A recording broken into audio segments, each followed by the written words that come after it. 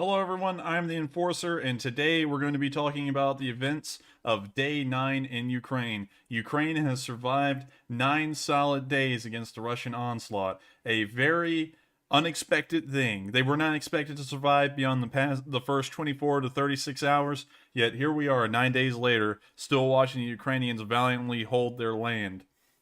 So, tonight's going to be a little bit different because I've been saying some stuff about the logistical situation every night, but I've never really gone into specific detail on it. And so tonight, I'll be covering in as much detail as possible during the area of the Kiev part of the stream, the logistical situation and why it is probably falling apart right now. As usual, we'll start near Kiev, go towards the Sumi area, to Kharkiv, and then to the southern front.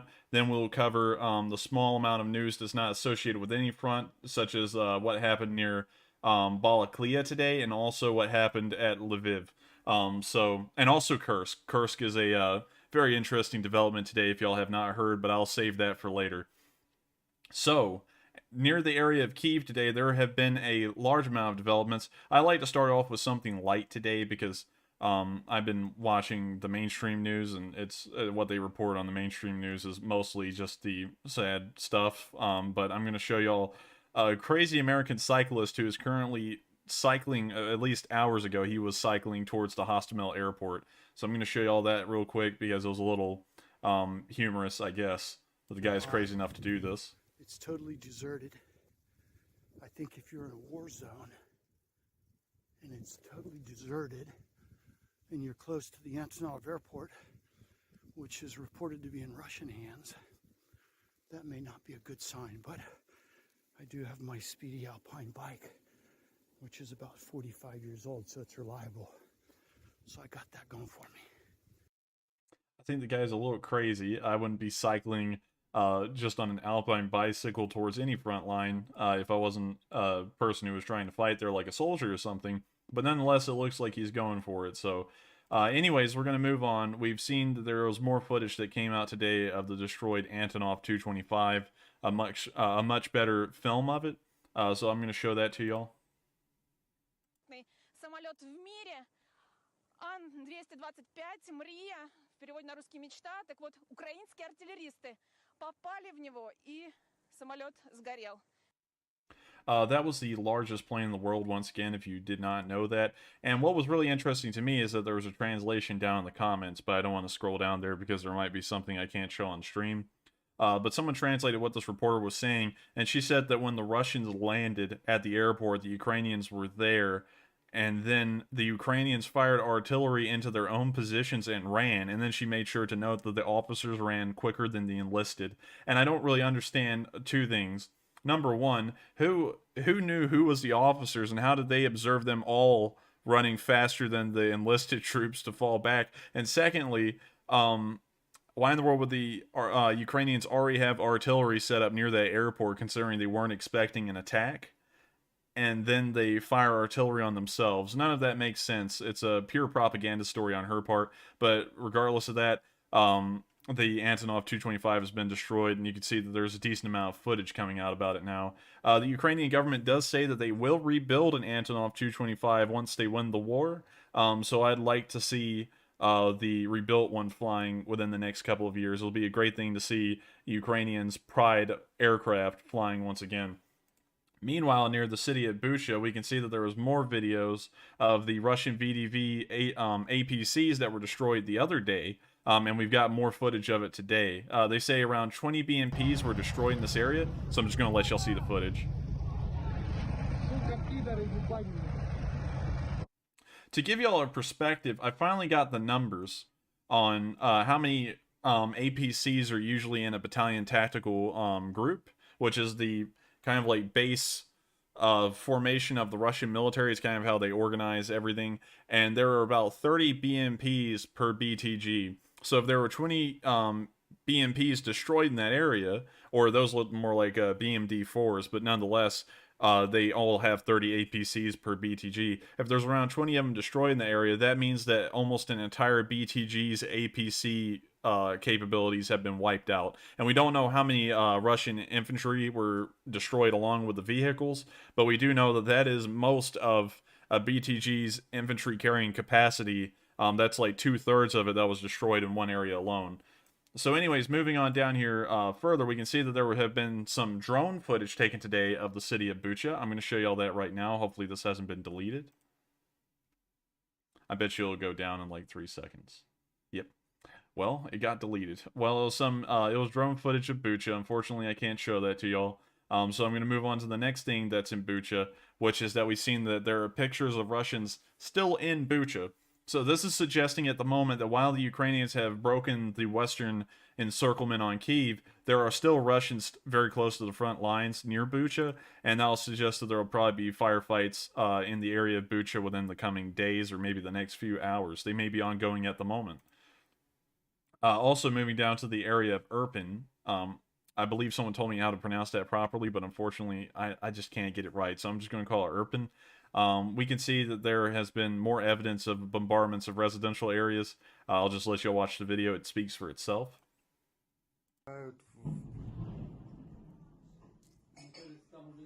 Конечно, там и не было никого, они сразу оттуда ушли. Они в нашем... О, ёбаный!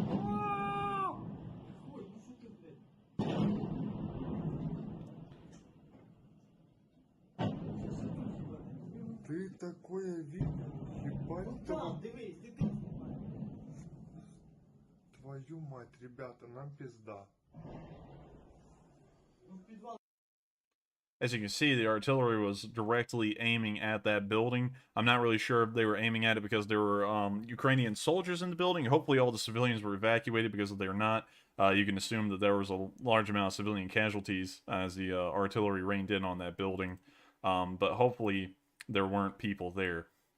So I'm going to move up here a little bit because we're going to talk about the 40-mile long convoy today, and I'm going to go into depth as to why I think Russian logistics have completely collapsed. So I'm going to show you all this and we'll get up there. We've seen more pictures of Chechen hordes near the area of Kiev. It appears that they're just wandering around. This footage was apparently taken by a Russian and uploaded and then eventually found on Twitter, but I'll just show it to y'all.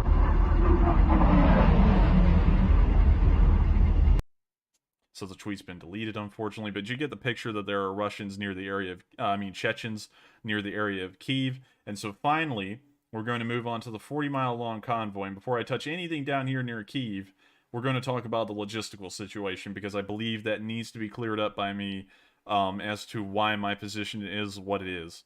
So, first off, before we get to it, we've seen another convoy past the 40-mile long convoy, and this is the Chechens, and it looks like they're driving Toyota Hilux.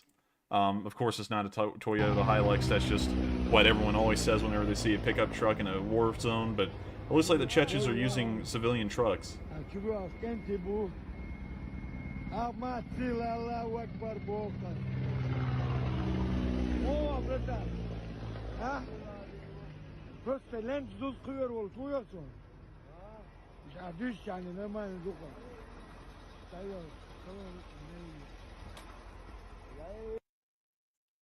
Also, one thing I'd like to notice is that I've shot some machine guns before, and I can't really tell if those were actually fed into the receiver of that machine gun, but if they are, it looks like he's going to be having a lot of jamming issues if the bullets stay that way before a firefight happens, because machine guns are incredibly finicky. They jam even when the ammo is being perfectly fed into them, and so with it looking like that, that's going to be a mess. He'll get off one round, and then the Ukrainians are just going to swarm on him and murder the guy. So, I mean, like, that's a good thing, though, for the Ukrainians, that it looks like the Chechens are as incompetent as their Russian counterparts.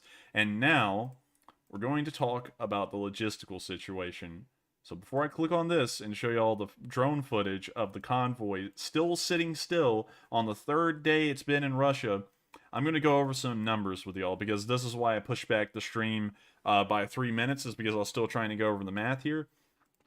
The average, and this is a lot, but we're going to get through it, and y'all are probably going to start seeing a lot more of where I'm coming from with the whole statements I've been making about the logistics. But anyways, an average Russian fuel truck carries around 5,000 liters of gas. And I did all these measurements in liters because that's what everything in Russia is measured in, so I didn't have to convert it to gallons or anything. But just don't worry about the liters to gallon stuff. Let's just worry about the numbers. So, an average Russian fuel truck carries around 5,000 liters of gas. We know that at least. A Russian tank has a gas tank of 1,200 liters. And on a 1,200 liter tank, that tank can only travel about 220 miles worth of distance before it has to refuel. And as you know, tanks don't like drive in a perfectly straight line. They move off the road, they move around, and so on. So, while they're not moving 220 miles in a straight line, they will run out of fuel at a very quick rate if they're constantly running.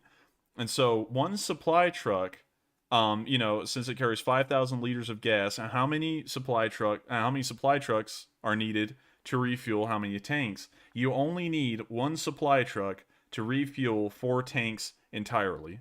Okay? So now we're going to go over the numbers for battalion tactical group. Now that we know that it takes one fuel truck to supply 4 tanks with gas, that's what I was supposed to say. There are 20 tanks. They can be T-72s, T-80s, T-90s, whatever they are. There are exactly 20 tanks in a battalion tactical group. And so that means that almost every day there has to be at least 5 fuel tankers for every single battalion tactical group just to refuel those tanks alone. So every single battalion tactical group almost every day has to have 5 fuel trucks heading out from a supply depot somewhere in Belarus or Russia that they've set up before the invasion, and they have to drive to the Russian tanks, which takes hours, and then they have to bring at least 5 of those trucks to refuel all of the tanks in a single BTG. Okay, so hopefully y'all are following me at this point. So also, I need to cover this. There are 30 BMPs per BTG as well. So there's not just tanks they're having to fuel up, there's BMPs, and there's 30 of them, and each of those have a 460 liter tank. And so going off of the math earlier of how much liters of gas a supply truck can carry versus how much gas a BMP can hold, that means three extra fuel trucks on top of the 5 are needed to refuel the entire BTG's equipment. And that's not including the trucks that are supplying these vehicles that have to have gas for themselves. And so every day, nearly 8 fuel trucks are needed to just keep the vehicles running in a single BTG alone. And that doesn't include the transport time, because it will take them about like a 3 or 4 hour round trip to the vehicles. So then you have to start adding in, and like the numbers later on of how many supply trucks are needed. By the time those trucks have made it out, on a perfect timetable, and they're finally making it back to that supply depot, there may already need to be another convoy of trucks heading out to that same BTG, so that way they can get there and begin the refueling process again. But that's kind of like a really compressed timeline, and it's not really accurate. But anyways, so we know that there's 8 fuel trucks, just the fuel trucks, needed to fuel a BTG. And so if there are 150 active BTGs, which is 50 to 60% of the Russian army's strength, they only have about 170 BTGs, so this is like most of them, and I'm sure that they have a few of them left in Russia at this time. Then you would have to have every single day 1,200 fuel trucks moving through Ukraine every single day to just keep the vehicles running. Okay, and so imagine the traffic in the areas of red that I've pointed out across this entire map of all these vehicles moving, especially the ones in the southern front that are covering a massive amount of ground, and so they're using up all of the gas every single day. And they have to, each BTG has to have 8 fuel trucks get out there and start refueling all these vehicles. And so going off of those numbers, you can see that there's a big problem because off of an article that I saw earlier, sadly I didn't link it, they said that the Russian truck numbers aren't enough to keep up a good supply chain beyond 90 miles from their bases, their supply depots. But anyways, moving on, the other important thing at this time of year is that the Rasputitsa, and I have never mentioned that in stream before, and I'll explain what it is, but the Rasputitsa has started, and that's what that is kind of like the seasonal monsoon in the fall, and then after the winter's over, the ground starts to thaw, and the ice that's kind of like formed over the ground begins to melt, and it creates this boggy mud that no vehicles can really operate in without being bogged down. So all of the Russian vehicles, the tanks and the supply trucks, the thousands of supply trucks that must move every day to keep this offensive running, are all on the same roads.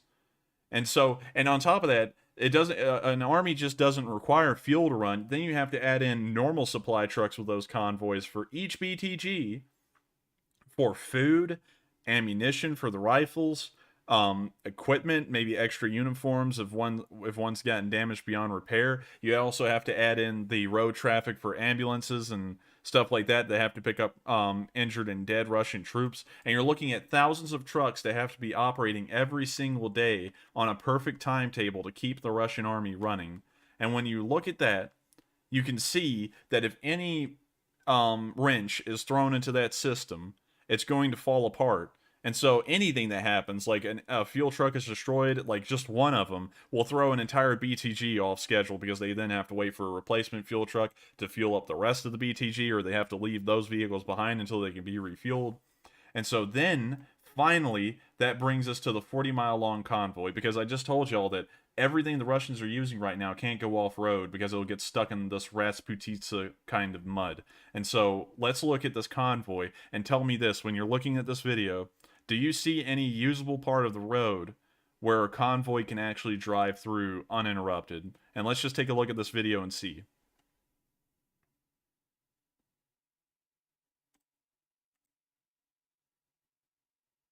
Do you see any usable strip of road here where the vehicles are taking up both lanes of the road? No. And especially up here around this little house with a fence around it, the vehicles are even off-road, like all the way up to the tree lines. And so where does a logistical convoy get through in there? And it just keeps on going. It's just like that all the way down this convoy. They're blocking this entire major highway through Ukraine. I know that this doesn't look like a major highway to most of the Western world, but in Ukraine, what they call major highways sometimes are literally just two-way roads. I don't really know how that works. I guess they have a small population, so those are considered highways for them.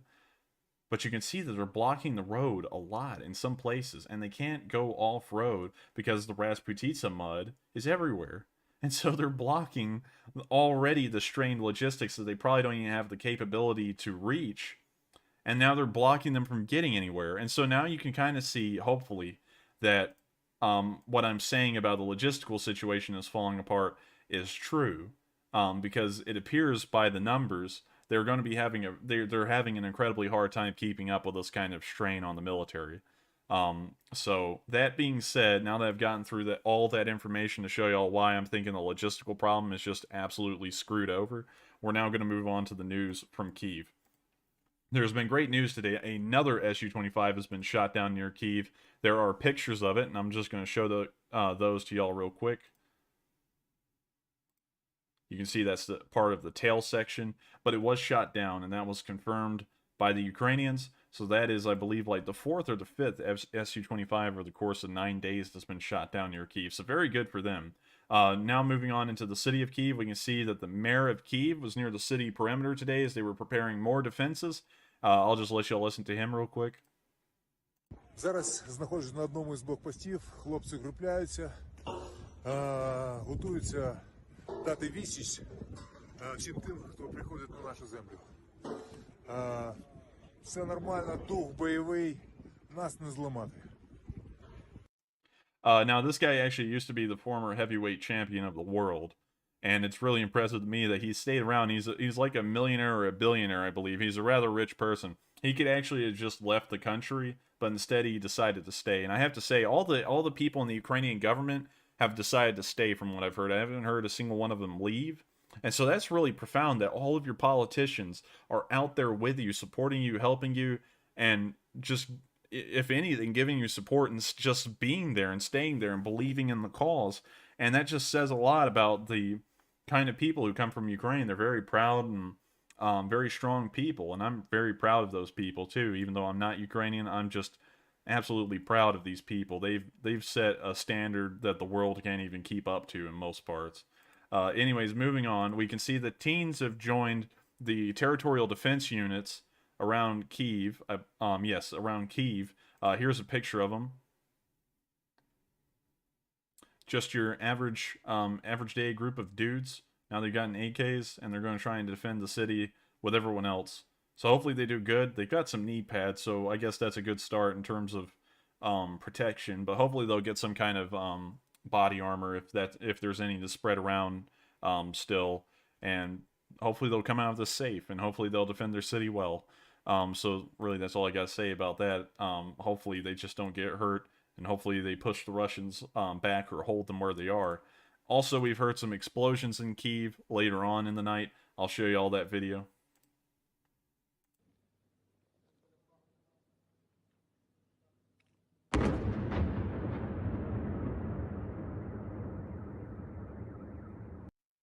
It only sounded like a singular explosion, although you know at this point that there's probably been more of them. And finally, we can see that over yesterday, when the Ukrainians broke the siege on Kiev, there appeared to have been some Russian abandoned vehicles on the major highway heading from Zhytomyr to Kiev. And so I'll show you the pictures of that right now.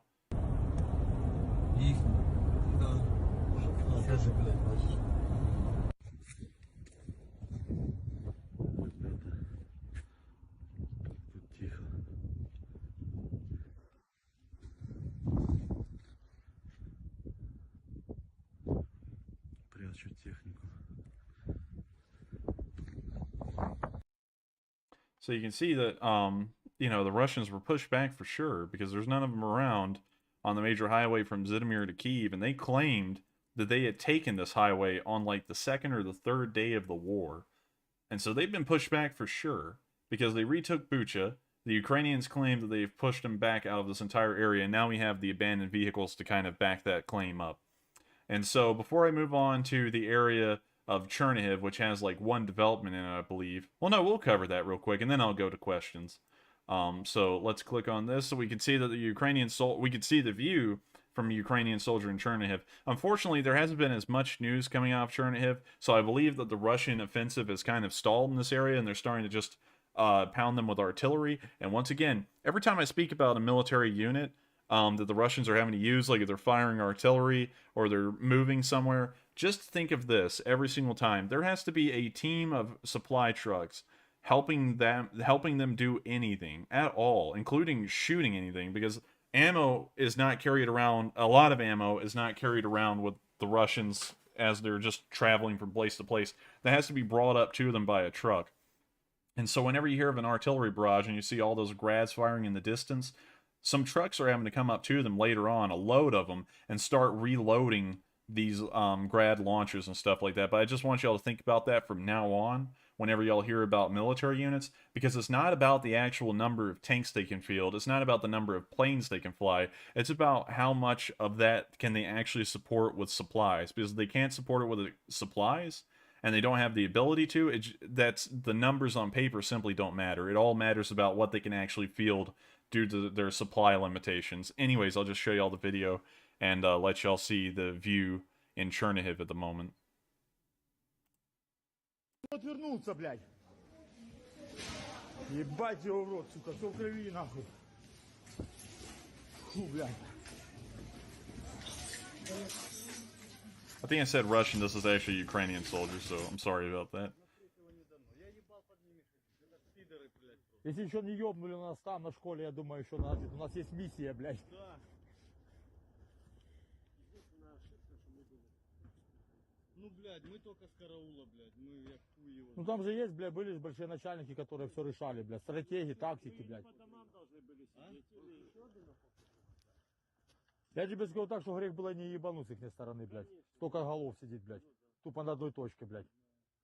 Надо уже было давно рассасываться, блядь, по лесам, нахуй. I'll skip forward a little bit.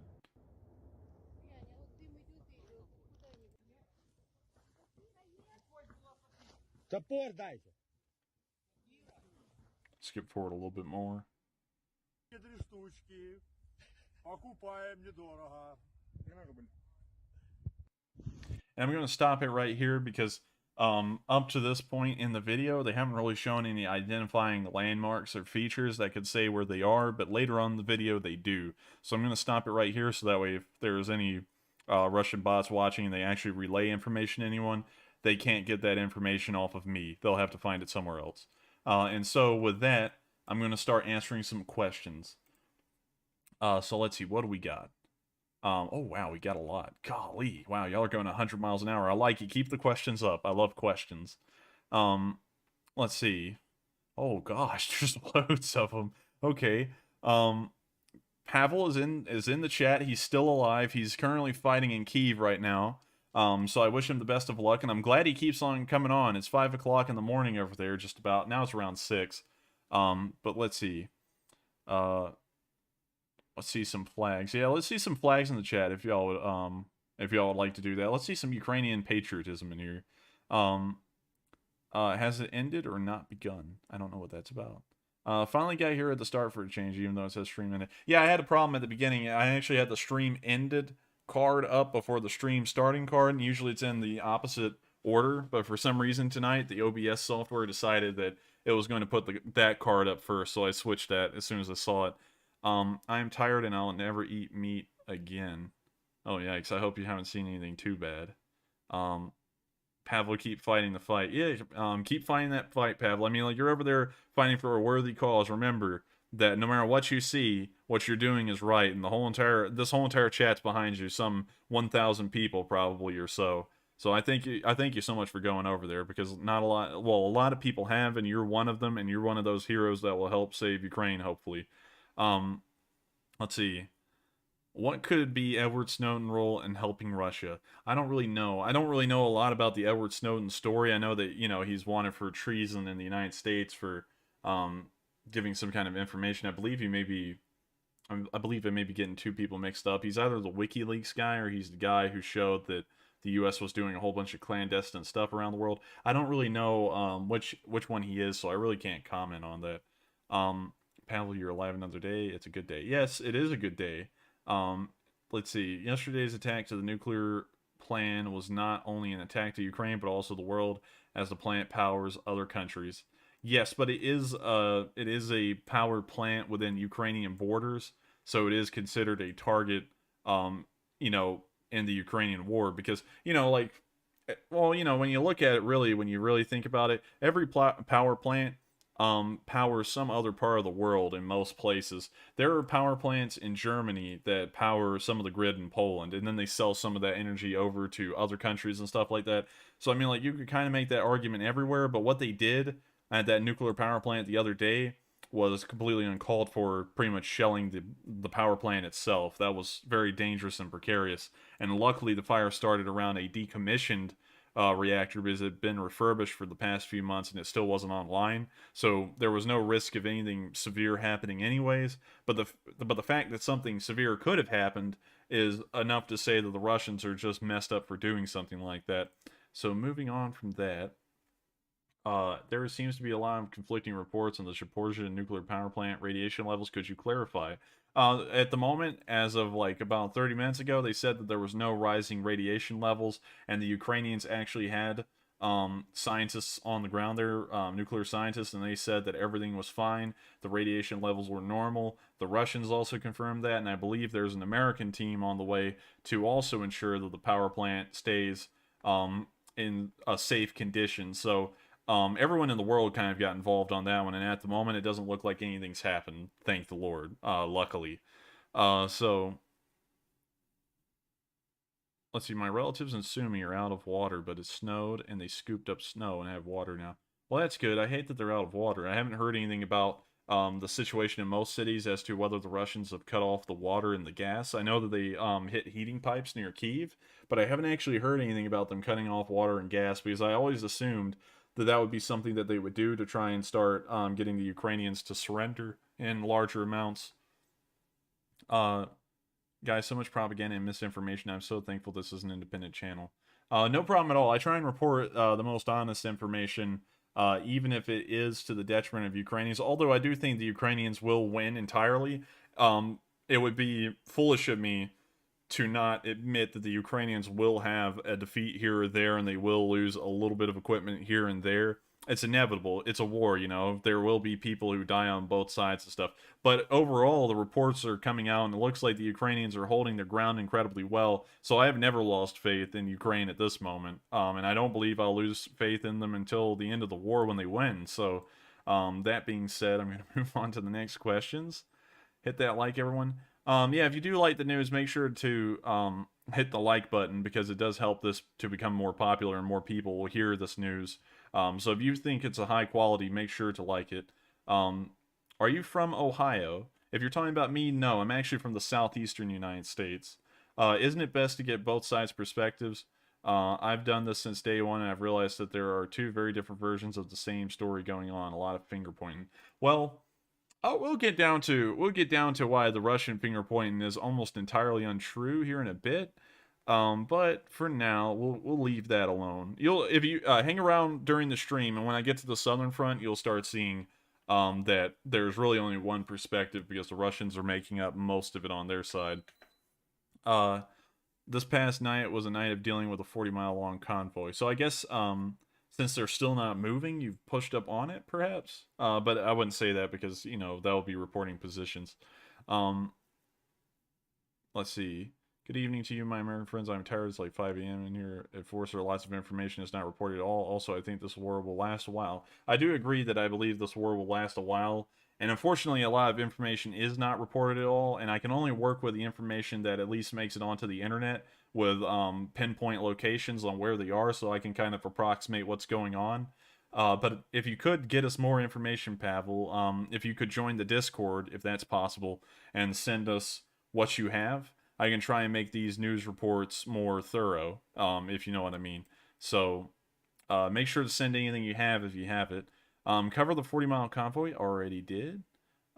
It's still not moving as of the information I have. That may have changed, though. It appears that Pavel has fought it. Still in Kiev, alright, nice to know. Still wondering what happened to the animals at the zoo that was attacked. I was wondering about that, too. I'm not really sure if they were evacuated or not, because no one said anything about the animals at the zoo. But hopefully they didn't have like some kind of exotic animal slaughterhouse in there because that would be terrible. I was stationed in or out of Kiev. I speak perfect Russian, Ukrainian, and English. Oh yeah, I have a friend who speaks all that too, but I'm not going to tell his name because he's scared of things happening to him, and I respect that because things might happen to him. Doesn't really look like any street in Hostomel. I'm sorry if some of the stuff is marked Hostomel and it's really just in the Bucha Irpin area. Because I only get approximate locations, and I can only put the markers down where I'm being told. And so it might be in that general area, and then the person who was giving that marker, giving that info, got it a little wrong, and it was just in a town about a mile or two below it. So I'm sorry if the markers are a little off. I'm trying my best to make sure that it is somewhere in the general area of where it's claimed to have happened. So moving on. Heard they got the animals out safely. That's good. I'm glad the animals got out. You'll have some privileges after this, Pavel. That's true. That's true. Holy cow, that's one crazy cyclist. I know, that was a crazy guy. I don't know why in the world he would be doing that. He's just going to get killed. Can we get an F in the chat for the Antonov 25? Antonov 225. Yeah, that's very terrible. Brutal footage of Hostomel today, though. UASOF destroyed a Russian convoy. They've been doing a lot of that. Hypothetically, how easy would it be for NATO to repel the invasion? Hypothetically speaking, if NATO was to get involved in this tomorrow, they would have to first move to the areas that offensives are going on in Ukraine with, and they'd also have to fight on the Belarusian border. And rolling out nukes, because I know that nukes would happen, if any war in between NATO and Russia happened, nukes would happen within probably minutes or hours or days. But just talking about the ground forces, the United States would wipe the floor with Russia. As we can see right here, the Ukrainians don't even have a lot of resources. They have a tiny budget, even compared to the Russians. It's a very small budget that they have for their military, and yet they're holding on. And so you got to think that a military like the United States, with a $662 billion budget, that has all the logistical capabilities in the world, if the trucks fail, they whip out a C-130. If they don't have C-130s, they pull out a C-5. I mean, there's no end to American logistics, and that's what wins wars is supply. It's not about the tanks or the planes or the rifles. It's all about how well you can supply those troops. And if you can supply them well, you win. And America can supply their troops incredibly well to the point that they can like feed them McDonald's in the middle of nowhere nearly. That's kind of an exaggeration, but it's nearly true from what I've heard from veterans that I've talked to that went to Iraq. So that being said, America would wipe the floor, and that's not trying to be biased in any way because I'm an American. Just looking at how Russia is performing in Ukraine and their tactics versus American tactics, it wouldn't even be a question. It's no contest at this point. And also, we've seen that Western equipment has been used against Russian tanks now, and we can see that a Javelin can wipe out any kind of Russian tank in their arsenal, except for a T-14, because there's only 14 of those, and they're not sending those out anytime soon because they're still like trying to iron out the kinks, if you know what I'm saying. So they're not going to be taking those out anytime soon for us to test a Javelin on. But we know that Western anti-tank equipment will destroy any kind of Russian tank with ease. So we, you know, in that regard alone, we would be winning even if we didn't use tanks or all of our arsenal. So that being said, I'm going to move on. That cyclist had a perfect American accent. Can you prove that he was actually in Ukraine? Street signs. I don't know. Let's watch that video again and let's see.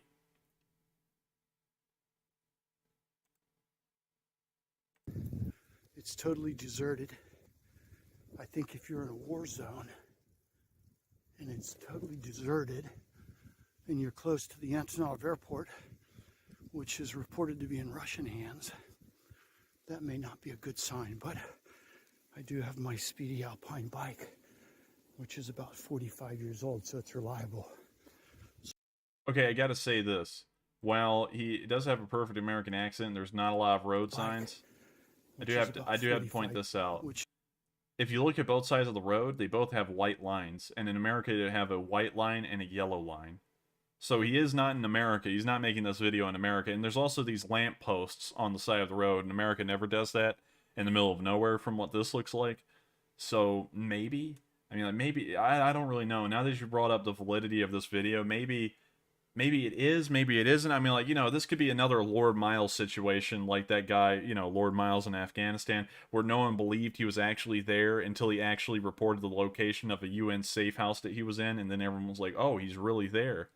So I don't know, maybe this guy is crazy like him. I'm not going to doubt it. A lot of people are crazy like that, so, you know, maybe. I mean, like, but maybe then again, it might not be true. I don't know. But it does look... It does, the road at least does not look American due to the road markings. So that being said, it does look like Ukraine. That's what I was kind of thinking. This is Hostomel Center. Hostomel Jamel, go over there and find out and help the Ukrainian people. Yeah, go over there if you would like. Also make sure if you have any prior military experience, really think about trying to volunteer and go over there and help them out, because they need all the help they can get. They have all the supplies to be able to give out weapons to pretty much everyone who comes over there. So, you know, maybe y'all would like to go over there and help them out if you have prior military experience. Let's see. Beer is big problem. I don't know what that means. This was the big news today, yeah. Let's see. Someone yesterday said they posted a download for Twitter videos on Discord. Oh, that's really good. Thank you very much for letting me know that, because I might start trying to download them and then link them. No conventional weapons. The building was already evacuated. Okay, that's good to know that civilians weren't being killed in that building, if that's true. He is 100% not in the U.S. The road lines are completely wrong. It looks very much like a Ukrainian road. Yeah, I'm glad I covered that. I'm glad I'm picking up on the same things everyone else is picking up on. I'm going to try and skip down. I'm sorry if I'm skipping everyone's questions, but I do want to get down to the chats that are more recent. Let's see. Did the Russians take into consideration the Great Thaw when they planned the invasion?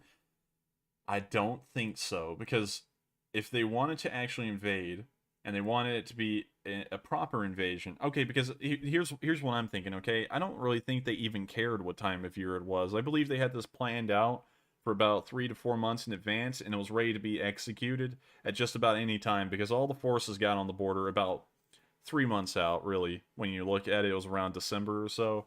And the ground was frozen, so tanks could operate on that very well.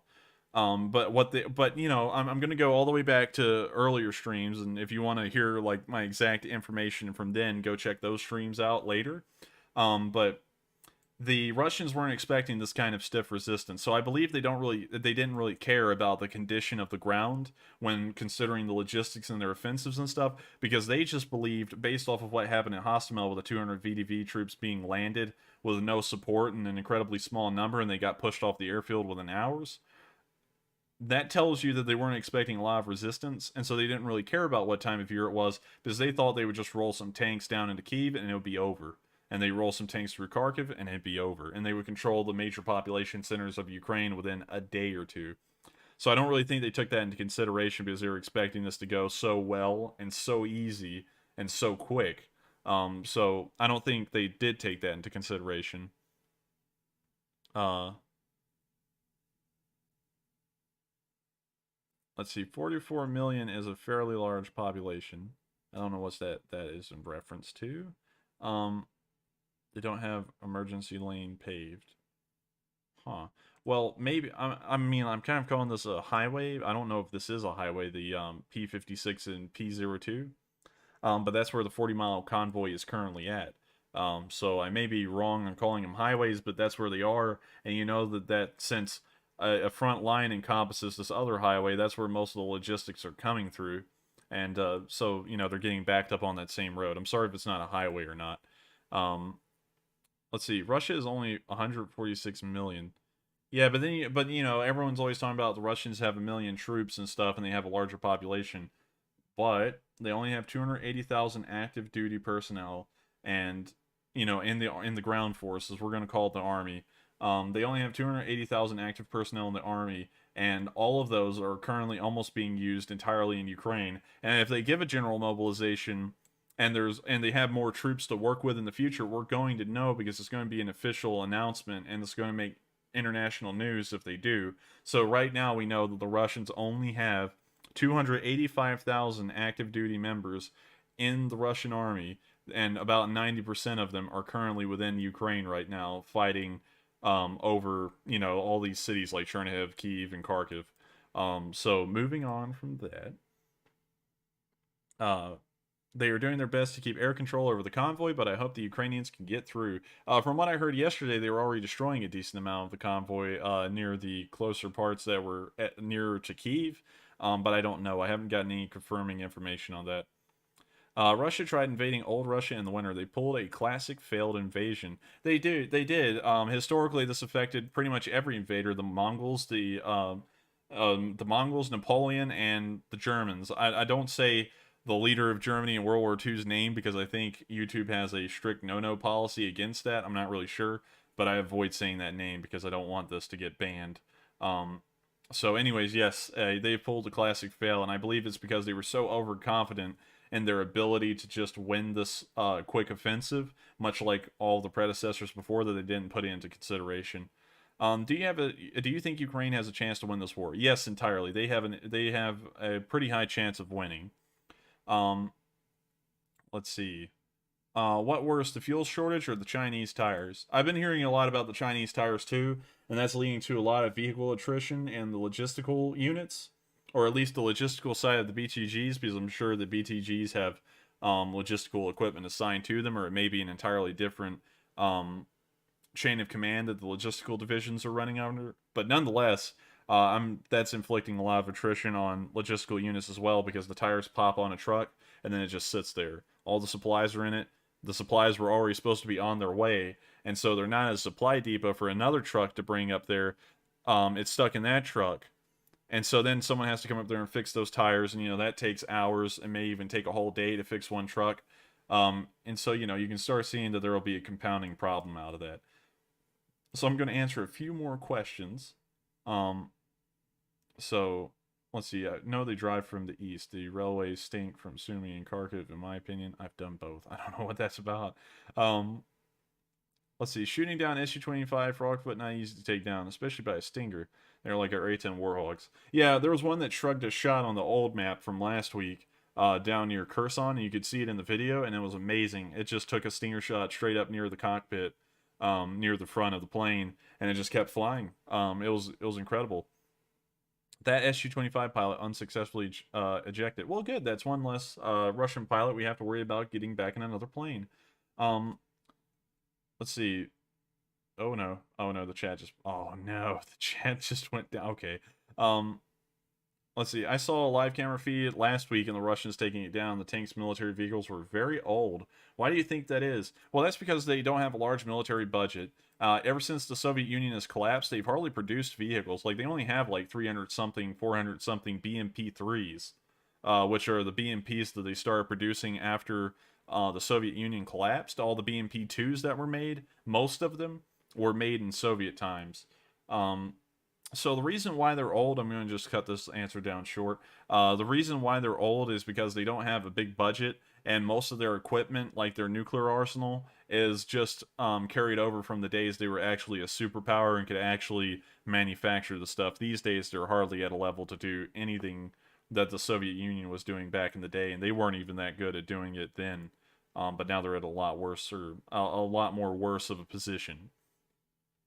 I read Russia ain't the shock and awe type. Like Syria, they want the long war and taking their time. I don't think so, because their losses are suggesting that they were actually going for a quick war and they're losing a lot of vehicles. Because if this is a long war and they keep up the losses they have right now, after about 8 weeks, they'll have lost 1,000 tanks. And that's just irreplaceable stuff. And Russia doesn't have the economic ability, like I was just saying a minute ago, to just churn out another 1,000 tanks. They just can't do that anymore. They don't have the economy or the budget for that or anything. And especially now after the sanctions. And so every vehicle lost is something that they really won't be able to get back. And so they're not really wanting to just sit there and grind their army down to a stump, you know, because it's not really going to work out well for them in the end, if you see what I'm saying. Let's see. We call him the Chancellor of Germany in 1939. Yeah, that's a pretty good name for him. I need ammunition, not a right. Yeah, Zelensky's a hero. I love that phrase, too. I think that'll go down in the books. What bogged down so many Russian assaults on Ukraine for centuries? It killed the Germans. It will kill the Russians. Hoping for cloud cover for some days. Oh, you're hoping for a lot, man. But yeah, I mean, like, if it's raining right now, and it's thawing, you know, you're going to have a lot of mud problems, and it's defeated a lot of armies, and I believe it's bogging down the Russians, because the Ukrainians aren't having to move like the Russians are. The Russians have to conduct an offensive. The Ukrainians just have to sit still and wait for them to get there for the most part. So yeah, it's going to be a real big pain for the Russians to try and overcome. I think Putin believed himself and they would just surrender. Yeah, of course he believed that. I love making friends on YouTube. Good, Pavel. That's a good thing. I don't know who you made friends with, but congrats on making friends. The fact that the Russians are having supply problems is astounding to me. What overconfidence, and it's making their ultra-modern army look ridiculous. The whole ultra-modern army thing was either a propaganda spin by the Russians, or it was what America was wanting you to think, or it was a carryover from Soviet times, or a combination of the three. Because ever since I've actually read about the Russian army, I've been telling everyone I know, Russia is only a regional power at this point. They're not the superpower they used to be.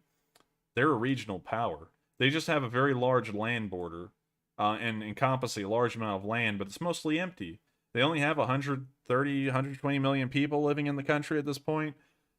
You know, I mean, like, it's, and you know, their economy is like 1.2, 1.4 trillion right now. It's probably going down even lower now due to the sanctions. The ruble is worthless. It's collapsed. I mean, like, even before this war, they were a regional superpower. Now they're probably less than a regional superpower. Maybe they're like an internal power or something, you know, because they just don't have the power to do what they used to do. And so I think all that hype is kind of just a carryover from Soviet times when they actually kept military tech kind of up to date to a point.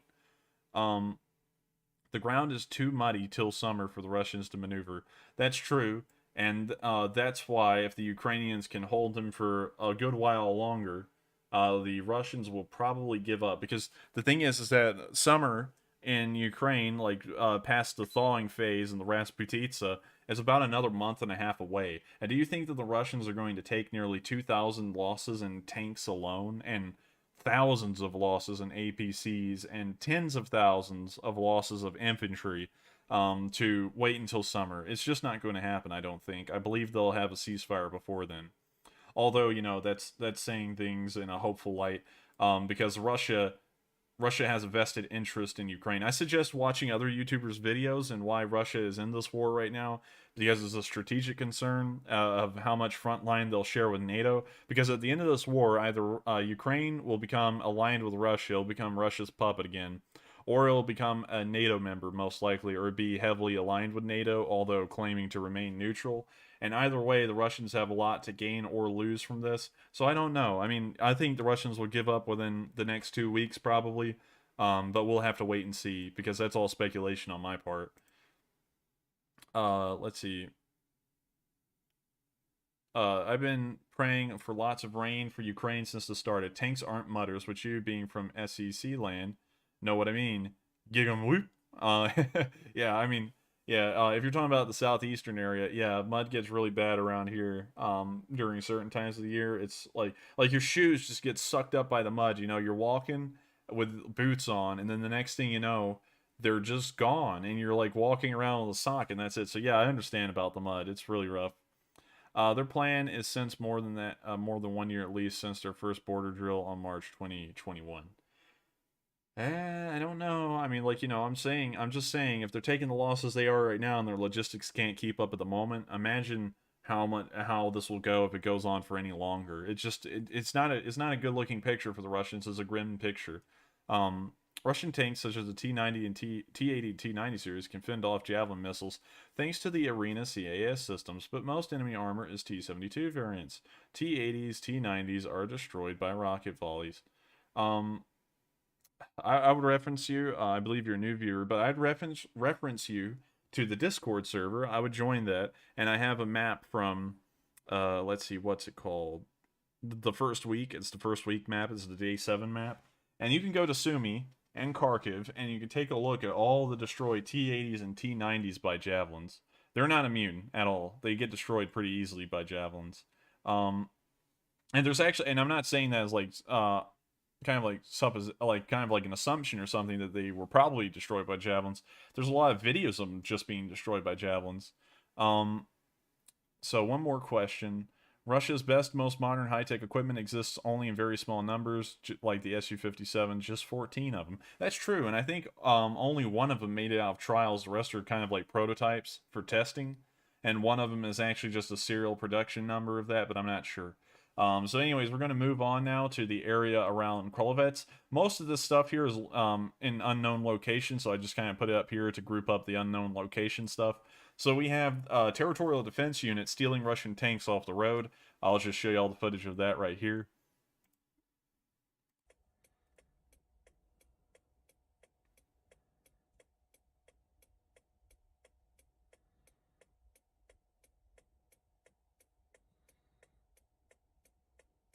As you can see, this looks like a T-80U. It may even be a T-80 BV.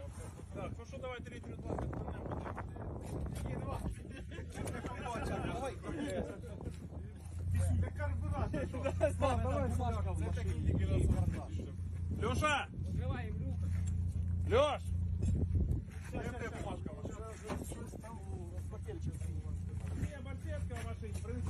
Так що, соляра ось. Да? Так ось соляра. Давайте, хто там? Хто? Подъезжай, заливай. Славик, подъезжай сюда. А масла що, немає, пацани? Без масла не закачай. Що? Це є нова. Є масло? Ну да. Є, півбака десь. А, півбака, фати того масла. Масло, фати.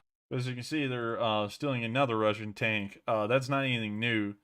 We've seen so many videos of that happening. It's not even a real sight now. It's just kind of like expected that the Ukrainians will steal the Russian tanks at some point eventually. Anyways, this one was probably the funniest serious video I've ever seen. It was a civilian motorcycle with a sidecar, and they had stolen a Russian heavy mortar, and it looked like it was about to start jackknifing behind them, but I'm just going to show you all the video and let you see for yourself. Давай, сока!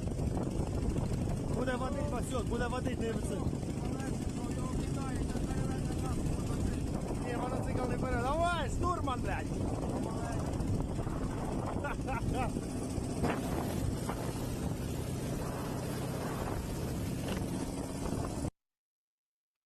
And you got to remember this, that the Ukrainian government is allowing Ukrainians to keep spoils of war once this war is over.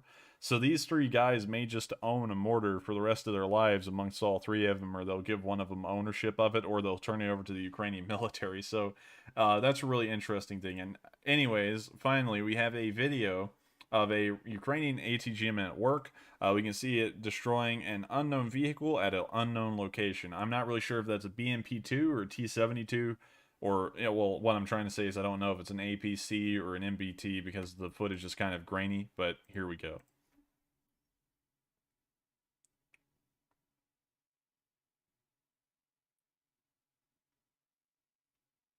I mean, it kind of looks like a normal tank, and it looks like it just got shredded to pieces. So that's a good thing. I'm very glad that the Ukrainians just keep on churning out the destruction on Russian forces. It's good because you know that they'll keep that up forever. As long as there's Russian forces around, they're just going to keep on pummeling them. And the West keeps on giving Ukraine at least military support. Today, though, the president of Ukraine, Zelensky, was getting kind of angered and demanding that the U.S. actually do something because the Russians are getting out of hand. So, you know, that being said, we'll see what America does, because it sounded like a leading official in NATO was starting to lean in that direction. Anyways, moving on to the area of Sumi. We've only had one thing in Sumi today, which is a clip of pictures of Russian abandoned vehicles on the road to Sumi. We can see that we have some SPGs. We have another picture of the same SPG, another one that appears to have run over a guardrail. We have some T-80 style tanks. I'm not really sure what variation that is. We also have another T-80 style tank. We apparently have a destroyed T-80 style tank. Looks like this one's burned for a while because it's mostly charred. Moving on from that, we've got a BMP-2. We have some kind of armored personnel carrier. It looks like it was kind of built on a PT-76 chassis, but I don't really know what kind that is. We have another one that's very similar to that in winter camo, and then we have this Russian supply truck that appears to have been entirely destroyed and looted as well. So you can see that a decent amount of vehicles have been destroyed. This was on March 1st, but the pictures just came out today, and so I included it today because I had not seen any of these pictures before. So these are older pictures, but as far as the map goes, these pictures were uploaded today, so they're going under today's, report. So before I move on to Kharkiv, I'm going to answer some more questions. This time the questions will be a little bit short because I went on a pretty long time on the first round. Ed Enforcer, when you finish law school, we will appoint you as chief prosecutor against Putin and his war crimes. Oh, I'm going to end up like that guy at the Nuremberg trials for the United States. He had just gotten out of law school as well. Actually, I don't even think he had any law school experience. But yeah, I mean, like, I would be honored to have that appointment if that's the thing that actually happens. I would be honored to have it. Russia will not, quote unquote, give up. I mean, once it gets to a point, man, because they're not gonna, like, it's not a movie. They don't wait until 100% of their forces are destroyed and, like, President Zelensky pulls out a saber and puts it right below Putin's chin for him to surrender. I mean, like, once they lose about 20% of their forces, or even around 10%, they're going to consider the losses to be too grave, and they're going to start giving up. That's what will happen. And if the Russian command doesn't give up, the people on the ground are giving up quicker than they can keep up with, according to the video footage. So moving on from that, have you thought they're all in it together and this is an evil game? No, because, I mean, like, how in the world does that work? Everyone always wants to talk about there's just some people behind the scenes pulling the strings and stuff. But if you look at what happened in World War II, it didn't really look like the Chancellor of Germany in 1939 was pulling any strings, because he committed suicide because he was so scared of what was going to happen to him. And then the rest of the German higher-ups, they all got executed. And so I don't really believe there's a group of people just pulling the strings behind the scenes. It's just a whole bunch of people just doing their thing. There's no Illuminati or secret society. I mean, like, that stuff is so hard to coordinate, and you really think they're meeting up? Like, where in the world would they meet up? Like, the G20? Like, where? I mean, like, I don't really know where they would meet up. And it just doesn't make any sense. They got the Orange Grove thing out in California and, all that, but I think those are just little kooky, cool clubs for the rich people to hang out at just because they're bored and they want to do something somewhat interesting, I suppose. But life is a very simple thing, much like most mechanical equipment on Earth, and mostly like every single principle of everything on Earth, generally everything's really simple. So there's no like complicated, convoluted scheme going on behind the scenes. This isn't it. Let's see. Check my link on my other link after stream. Russia sends inexperienced soldiers and old equipment first. Prime equipment and experienced soldiers second. Would explain these Russian captives being clueless. Is that like actual doctrine? Let's pull that up. Does the Russians send less experienced troops first?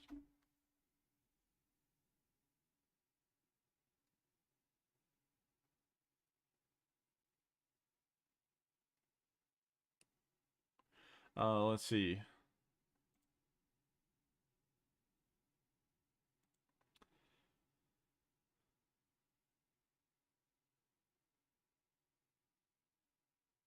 Okay, but here's the thing though, all right? Because no one really knows when this more experienced force is hitting, because they were talking about here 17 hours ago, oh, they believe they're coming, but then 4 days ago, right here, we can see that we can see a follow-on invasion with more experienced troops, with more forces, fewer precision-guided weapons, more attrition, more carpet, ... And so no one really knows when these experienced troops are coming, but if they're coming with better equipment, the better equipment is already there and has been destroyed. T-80 U's, BVs, BVMs, T-90As, all that stuff is the highest up Russian equipment that can be fielded. There's no such thing as a T-14 Armada. They really don't exist beyond the parade grounds. So, I mean, they're already throwing their best stuff at this thing. I just don't really think that the Russians have anything else to throw at it. And according to the Department of Defense's information, 90% of Russian forces are currently fighting in Kiev. Well, not Kiev, Ukraine. And so they don't have anything else to throw at this. There's no more experienced troops, because if they're around, they're already in Ukraine. So I believe the Russians have kind of exhausted their options. Let's see. On top of this, we are getting into increased volcanic eruptions, or bigger, causing more cold. I don't know what that's about. All the Russian gear hasn't been maintained either. That's true, and that's due to the poor budget. Ukrainian farmers will have a lot of new hardware. They will. I wonder what they'll use it for. You know, there's a lot of uses that you can use military equipment for. I wonder if they're going to gut some of these vehicles out from like their military stuff and use them as like little dump trucks and stuff where they can load like crops into them. Let's see. Anonymous and friends are trying to notify the Russian people the truth. Hopefully they can. I've been hearing a lot about what Anonymous has been doing inside of Russia, and I do have to agree that they have been doing a decent amount, and hopefully they're informing a decent amount of Russians of what's going on. Outside their nukes and navy, Russia isn't much more powerful than Iraq was in 1991 Gulf Storm. That's really true. I could probably agree with that, and that's probably how a ground war with Russia and the United States would unfold, because you got to remember that the Iraqis were using T-72s, and most of the Russian army is nothing more than a whole bunch of modernized, super modernized T-72s, but nonetheless, under all that Contact 5 armor and all that extra stuff that they've added onto the tanks, it's still just a T-72, and it's really got no protective abilities in the modern world anymore. Ukraine has earned respect amongst many nations. Very true. Can't believe Russia has given expired food to their troops. Yeah, I have seen that. I've seen that a lot of the rations that Ukrainians have found have expired in like 2015. And so most of these Russians are probably getting some kind of food poisoning or dysentery too. MREs expiring really has anything to do with, food diseases and stuff. And that may be affecting combat abilities. Any chance the Chinese take this opportunity to secure freshwater supply at Lake Baikal? China already has bottling plants up there. I don't really know. That'd be kind of a stretch for me to talk about, because I don't really know a lot about the Chinese situation with Lake Baikal.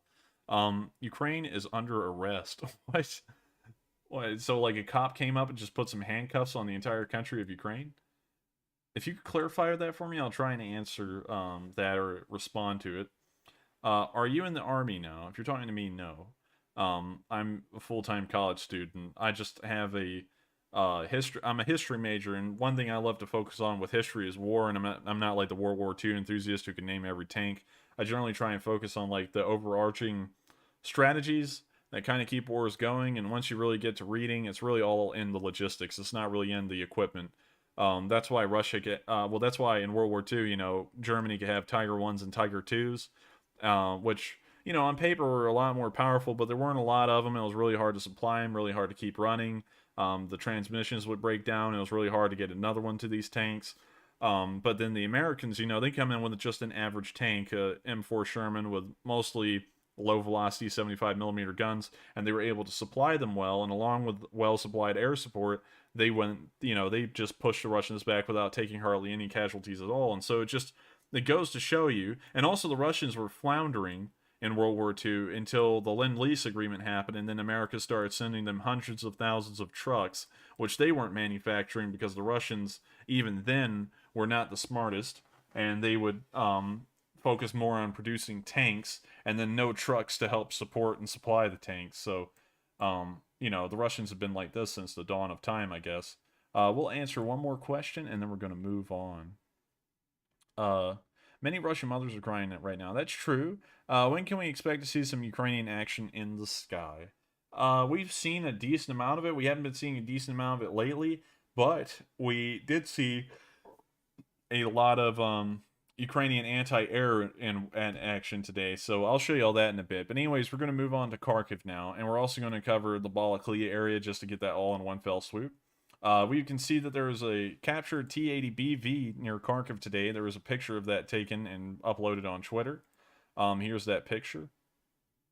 As you can see, it's another captured Russian T-80BV. Really run-of-the-mill stuff these days. And, you know, like, Ukrainian success has become so expected at this point that it's really just run-of-the-mill. But I'm very glad that it's gotten to that point that we can have trust in Ukraine's ability to defend itself, and we're not worrying anymore about how badly are they going to get beat. It's more of a question of how long will the Russians keep going at this until they just can't anymore.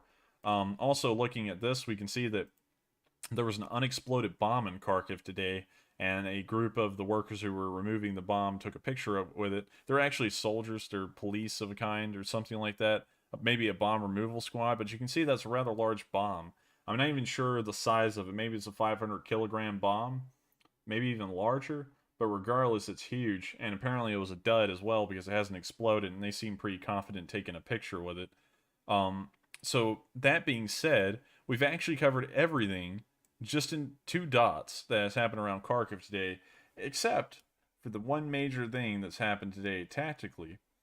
As you may know, if you've been watching my streams for several days at this point, Kharkiv was surrounded at a point. The mayor of Kharkiv claimed that the city was being besieged on all sides, and the Russians also claimed that as well. But today, we've gotten the news that the convoys that actually surrounded the city were only about breakthrough convoy size, so it was only like 1 or 2 of them that were kind of like patrolling this perimeter, and the Russians have really not taken advantage of it because they've been bogged down in other areas around Kharkiv, and the Ukrainians have cleared it today, so the southern area of Kharkiv, we know at least, is clear. And so that's the news right here, is that the Kharkiv siege was broken today, which is a huge amount of success for the Ukrainians, because now they've broken the siege on the 2 major cities again, because for a while it was looking a little sketch. But they've broken the 2 major sieges on the Ukrainian cities today, and that is great news. Meanwhile, at Balaklia, we can see that there was a lot of damage from the rocket attacks and missile attacks that have been happening over the prior days, but it appears that it was mostly landing around unused equipment. And I'll show y'all why I'm saying that in just a second. So you can see these vehicles here. You can see that they are looking like before a missile attack even happened, they were really in no condition to be used. And so, that being said, I'm thinking that these vehicles were never going to be used, and they weren't even in working condition before the missile attacks, because there's no signs of them catching on fire, so we know that there was no fuel in them, and it looks like there's just a whole bunch of mechanical stuff and electrical things that are just exposed on them, like they were being worked on. So I don't really think these were an actual vehicle loss. You know, here's more of it. See, these are not at all in working condition. Most of them are just sitting there rusting away. And so that's why I'm saying that most of these weren't in any kind of working condition to actually be considered as Ukrainian vehicle losses. It looks more like the Russians. Excuse me, I've been up for days, like almost weeks at this point, with no sleep trying to get the information, so I'm sorry if I'm yawning. But they've been... It doesn't really look like these vehicles were ever going to be used, so it's not really a loss to the Ukrainians that this base has been hit. So moving on to the southern front, I'm going to cover everything up to Mariupol, and then we'll go through another round of questions. So yesterday, y'all may have remembered that I showed y'all this video of the Luhansk People's Republic, and I'm going to revisit it, capturing Ukrainian tanks. And I'll show you that video right now. There was about 2 or 3 of them, but I think there was only one in this video. As you can see, it's pulled off on the side of the road, and they painted Z's on it so that way they can start using it. And that's all I'm going to show y'all, just so that way y'all can see that.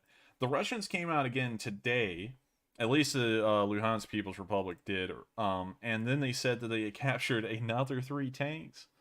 But the problem is that you can tell by where the Z's were painted on one of these tanks is the same tanks from yesterday, and they're just trying to claim that they've captured more, although they're the exact same. See? The exact same Z layout on this tank. And here's the one that's ditched on the side of the road. Can't see the Z's on it, but it's the exact same tank in the exact same spot. And so they're trying to claim that they've captured about 5 tanks, or 6 at this point, but they've really only captured 3. So once again, the Russian misinformation is at it, and they're trying to make the Ukrainians believe that they're losing harder than they really are, but it's really just a whole bunch of lies being sent out by, the Russians. So anyways, we've got some really interesting developments at Taganrog. We've seen that S-300s are moving through the city. I do not know where they're going, but we do know that they were there about 8 hours ago. So here's the video.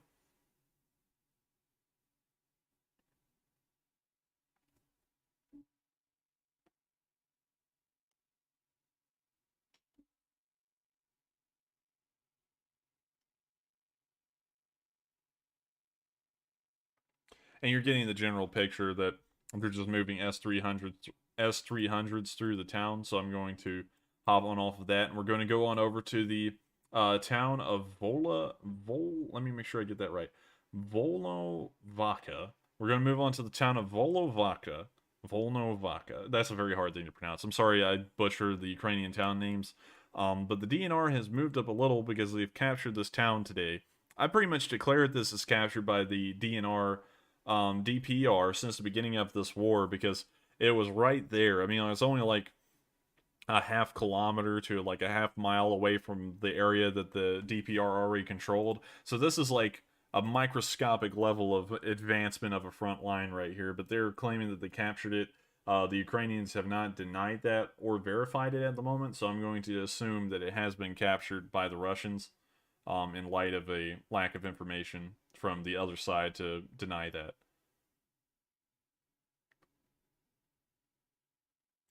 So moving on from this, we're now going to talk about the aircraft that was shot down over Volnovaka today, which was another, I believe, Su-25. Let me make sure I'm correct by saying that. Yes, it was another Su-25 right here that was shot down near Volnovaka. So the Russians appear to be losing a lot of Su-25s. I mean, like, they can shrug off all the shots they want, but some of them just get hit hard enough that they just go down. And that appears to be what's happening. So we'll cover everything in Mariupol as well, and then we'll move on to the nuclear power plant in this area around Mykolaiv and Odessa. So at the city of Mariupol today, we've seen that the Russian grads are near Mariupol, and it appears that they're firing into the city. I'll show you all that right now.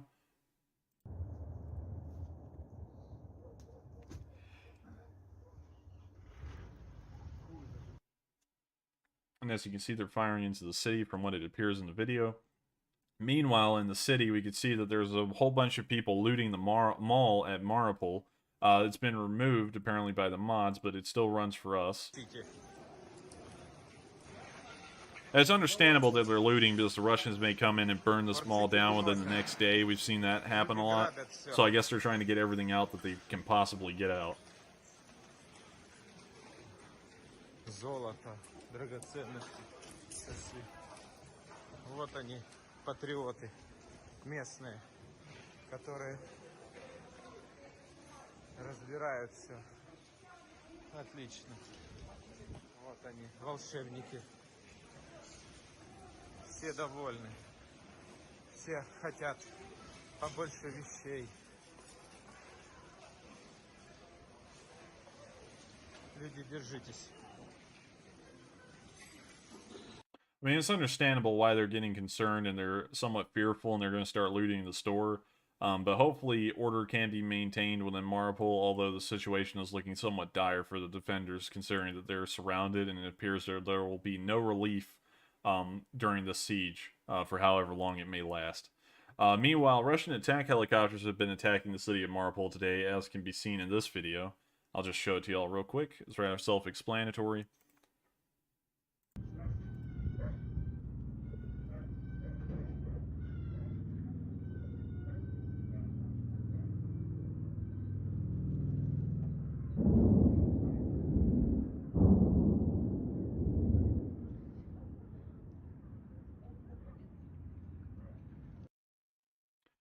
So I guess that's what's leading to the civilians to be fearful and start looting the malls because they're believing that the Russian onslaught's about to come down on them, and they're not really wrong. And so hopefully a lot of them stay safe. Hopefully a lot of them come out alive and unscathed.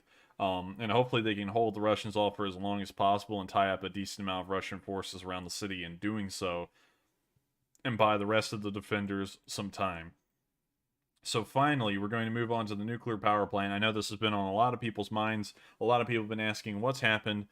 We know that there was a fire around the nuclear power plant last night, but where did that go from there? What's happened beyond that?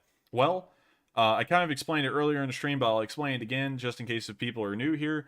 There was a fire at the reactor at this power plant last night near Zaporizhzhia, and it appears last night that there was a spike in radiation and that it may have had critical damage and it'll end up in a very bad Chernobyl-like situation that's much worse. But as the night went on, we found out that the radiation that was actually being picked up in Sweden was actually from some activity from the Russians about 2 or 3 days prior, and it finally made it up towards Sweden. Down here, the situation is now under control. Firefighters have extinguished a blaze, and there's been a security perimeter set up around the power plant. And we can see that the Russians have taken the power plant. They took it overnight, but they didn't destroy it. So they didn't cause a Chernobyl-like situation. Thank God. Luckily, they didn't. But here's the Russian military around. You can see the firefighters are currently trying to fight the blaze. It appears that most of the fighting and maybe the damage happened near this administrative building, which is right beside a reactor. And so maybe that's what they were talking about. But then again, who knows? They may have actually hit a reactor close to it or directly, and you can see another Russian convoy around the power plant right there. Meanwhile, the Russians backtracked because they actually passed the kind of like, I guess you could call it like an old-style Soviet secret city. They had bypassed it the other day, just going straight for the power plant, but today you can see that the Russians have actually re-entered that area and are now capturing the town. I expected this area to fall. It's actually been considered fallen for the most part on this map since the Russians had made it to Melitopol, because it just made sense that this area would have almost no Ukrainian defenders in it and it would fall very easily. And so I already marked it as a Ukrainian loss in a Russian-controlled area. But you can see the Russians moving around.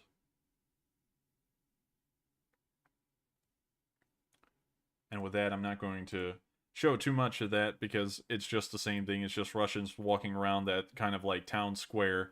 And also we can see the aftermath of the blockade that happened yesterday where we saw the giant fire in front of it. This is the aftermath and what it looks like today. So this is a bit of follow-up footage in a way.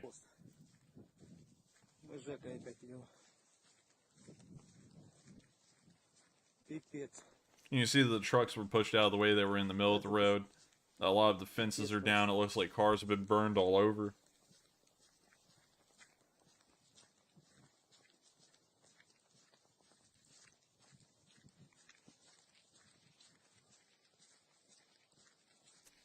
I'll skip this forward a little bit.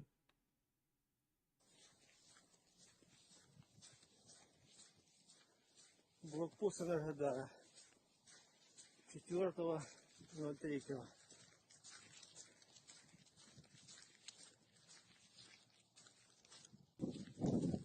And you see we're kind of getting up to the area where the fire was yesterday in day 8's video of this blockade.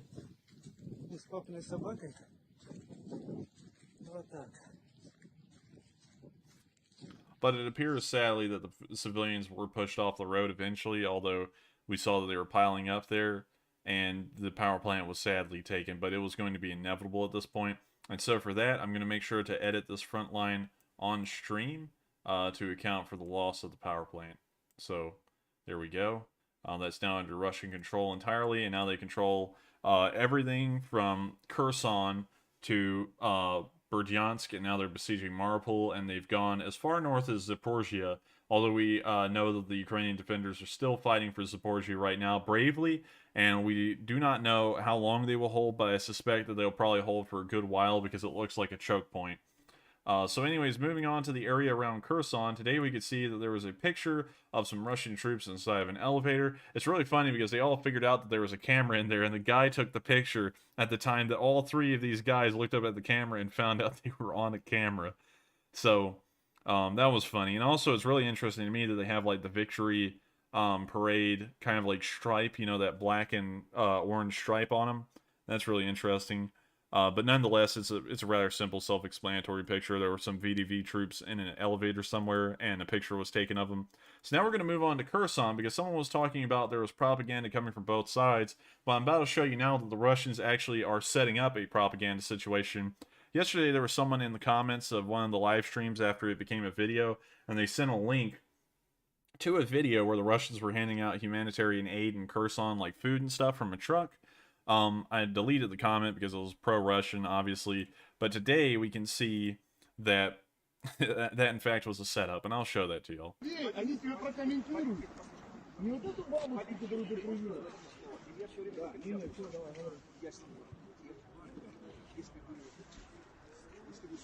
Да, пожалуйста, подойди, подойди.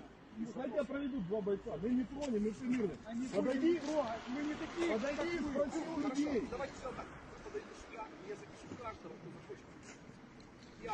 Ребята, кому-то надо, блядь, пожрать от оккупантов. Надо еда, тут надо нас спасать. Русский корабль! Нет, ты понял, мы сейчас говорим, а он потом будет говорить, что все четко, они сделают ролик, понял? So to cut this video short, you can see that the Ukrainian civilians are not happy at all with what's going on in Kherson. They're not happy with the Russian occupation. But later on, they'd set up this little film set. And according to the video I was watching yesterday, all the Ukrainians were so happy that the Russians had liberated their city and they were accepting the food with open arms.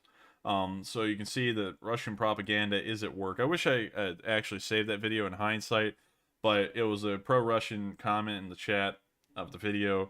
And although I do like to try and remain as unbiased as possible in my assessments, I do not have pro-Russian comments supported on this stream or in the comments chats after these are turned into videos. So I'm just going to put that out there. And finally, we're going to move on to Mykolaiv, where there has been progress. The Ukrainians have pushed the Russians back at Mykolaiv and have pushed them out of an airport on the outskirts of the city. I'll show you all that video. Hopefully it hasn't been deleted. It's been deleted. I don't know why Twitter keeps on deleting this stuff, but it's really annoying. And that's the only place I could find the video at the time. But nonetheless, the Ukrainians have pushed them back and have retaken an airfield. I believe it's in this area right here, where there's nothing on the map. I believe that's the airstrip. It would seem that would make the most sense. But it could actually be somewhere else. The pinpoints aren't in the exact spots where the stuff happened. They're in the general approximate location. So if you're looking for exactness, like pinpoint accuracy, like right down to the square foot where it happened, they're not going to be that perfect, but they're close. And finally, the last bit of news we have before we get to what happened in Lviv today is that there was apparently sounds of gunfire near a village near Odessa. And I'm just going to let y'all listen to that because that's what the video said. It's presumably shooting in Kyozny, but I'll just let y'all hear it.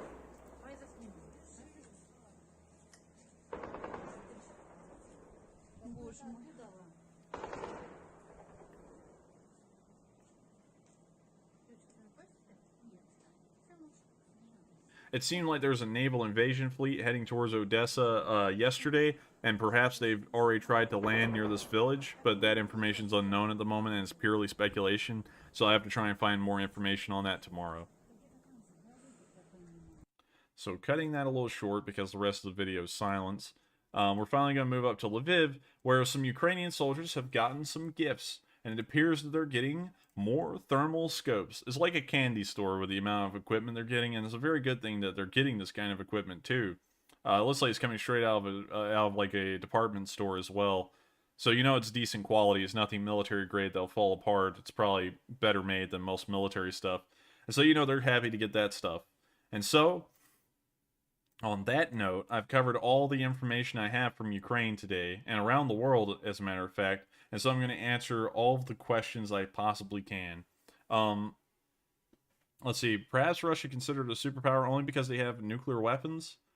I don't really think they are considered a superpower. I mean, like, that's kind of like the remnants of them being a superpower, but it doesn't really make them one, if you know what I'm saying. Let's see, oh man, here's the rest of the chats. Oh man, so, let's see here. I don't think any money and you can crank fly in a 10, let alone operate a complex computer guided system. So I don't really know what that's talking about. I'd have to have been in the conversation earlier. Aliens are tripping with Earth's drama. Well, if there are aliens out there, they're probably finding it very interesting. Hopefully they support Ukraine as well. I might try and give it a try, but do you any other sources that can inform me and show me videos that are in an FSW? Let's see. The Russians have only 250 Su-25 of the 2 types, only fewer of the upgraded types. How many are actually service-worthy? Let's pull that up. How many Su-25s do the Russians have? Because you see, a lot of people act like this information is confidential, but you can usually get hardcore numbers just by the internet because you can confirm these numbers over satellite pictures, you know, that the U.S. government takes. So about 1,000 of them were built. Apparently there's an Su-28 variant. Looks like it is a downgraded variant. Interesting. But let's see how many the Russians actually own, because I'm sure a lot of them were exported. So let's see. Let's try and get some actual numbers. Doesn't look like I can get some actual numbers on the Wikipedia, at least. Now, I'm sorry, Wikipedia isn't really a reliable source. But, you know, nonetheless, it's like one of the few sources that you can get Russian information from now, because everything else has practically been banned. So, Russia, let's see. 286 Su-25s were in service with the Russian Air Force as of 2008. And considering that they haven't produced anymore, I'm sure that number has gone down as they've cannibalized others to keep the rest of them flying. Perhaps, or maybe they still have part manufacturing going on for these Su-25s. But nonetheless, it's actually a small number. It's a much smaller number than the number produced. Is only about a quarter of them. So yeah, they have a small amount of Su-25s, and those are going to be hard to replace. They aren't going to supply them planes they don't know how to fly. Silly. I don't know what they're talking about. Did they say Ruski go home? I don't know. I can't really speak Ukrainian, so I don't know what they're saying for the most part. Freedom of speech revoked. LMAO. I don't know what that's talking about. USA may say EU's compatible tanks and donate them, but wouldn't even make sense to give non-compatible equipment. Well, they're kind of getting non-compatible equipment because you got to remember that the Ukrainians manufactured a lot of ATGMs during Soviet times, and so they're really well acquainted with like the Concours ATGM type systems, but they're being supplied javelins and stuff, which are Western and they're non-compatible, but they're still working for them. It just really matters if they can have a steady rate of supply to keep these non-compatible weapons running, or otherwise they will be useless. That's an important thing in that regard. I think it's likely Russian Twitter bots reporting. Probably. Be careful, Ukrainian troops. Yes, be careful. And if any Ukrainian troops are watching, like Pavel, please be careful and be very attentive of your surroundings and make sure the Russians can't get the drop on you anywhere. Russian Air Force is super unimpressive. Most Air Forces in the world, if you're American, are just super unimpressive due to the lack of budget and therefore size, and also the dated amount of technology they have. It's unbelievable. Check out the classic Russian anti-war film, almost 100 years old, by Eisenstein, Battleship Potemkin. The film ends in Odessa. Oh yeah, I do know. Yeah, the area of the Black Sea near Odessa ends with a lot of mutinies. There was a story that a mutiny had happened on a Russian ship, and that's why the naval invasion of Odessa didn't happen as scheduled. But I haven't gotten any information to support that, so it was never reported. So anyways, moving on from that. So what are the casualties for Russia? Let's pull that up. Current Russian casualties.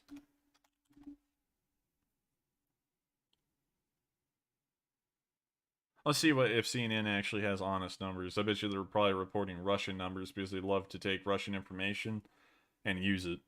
And that's just not me being biased against them. Fox and all the other news companies have their own problems and they report things in their own weird way. But CNN seems to really lean in towards Russian news and their reporting. I don't know why. How many Russian soldiers have died? That's not an accurate number. We know that's not. Total casualties in Ukraine.